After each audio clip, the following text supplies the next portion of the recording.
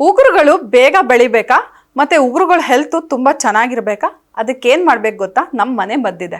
ನಮ್ಮ ಮನೆ ಮದ್ದಲ್ಲೇ ಉಪಯೋಗಿಸ್ಕೊಂಡು ನಮ್ಮ ಉಗುರನ್ನ ಚೆನ್ನಾಗಿ ಬೆಳೆಸ್ಕೋಬಹುದು.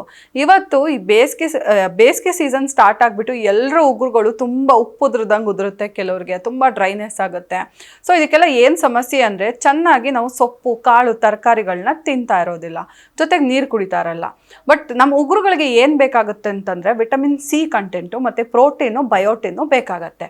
ಸೊ ಅದಕ್ಕೆ ನಾವು ಎಣ್ಣೆ ಮತ್ತು ಮಸಾಜ್ ಮಾಡೋದ್ರಿಂದ, ಎಣ್ಣೆ ಮಸಾಜ್ ಅಂದರೆ ಮೇಯ್ನ್ಲಿ ಆಲಿವ್ ಆಯಿಲ್ ಆಗಿರ್ಬೋದು, ಕೊಬ್ಬರಿ ಎಣ್ಣೆ ಆಗಿರ್ಬೋದು, ಇದು ಎರಡನ್ನೂ ಮಿಕ್ಸ್ ಮಾಡಿ ಈ ಮಸಾಜ್ ಮಾಡೋದ್ರಿಂದ ಉಗುರುಗಳು ಹೆಲ್ತಿಯಾಗಿ ಗ್ರೋತ್ ಆಗುತ್ತೆ. ಅದರ ಜೊತೆಗೆ ನಿಂಬೆ ರಸನ ಉಜ್ಜೋದ್ರಿಂದನೂ ಗ್ರೋತ್ ಆಗುತ್ತೆ.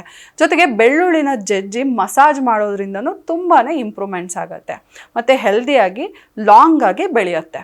ಇದ್ರ ಜೊತೆಗೆ ಮೊಟ್ಟೆ ಆಗಿರ್ಬೋದು, ಸೊಪ್ಪಾಗಿರ್ಬೋದು, ಕಾಳಾಗಿರ್ಬೋದು, ಇದನ್ನು ತಿನ್ನೋದ್ರಿಂದ ಬಾಡಿಗೆ ಏನು ಪೌಷ್ಟಿಕತೆ ಬೇಕಾಗತ್ತೆ ಅದು ಹೋಗೋದ್ರಿಂದ ನೇಲ್ಸ್ ಕೂಡ ಹೆಲ್ತಿಯಾಗಿ ಒಂದು ಗ್ರೋತ್ ಆಗೋದಕ್ಕೆ ಹೆಲ್ಪ್ ಮಾಡುತ್ತೆ.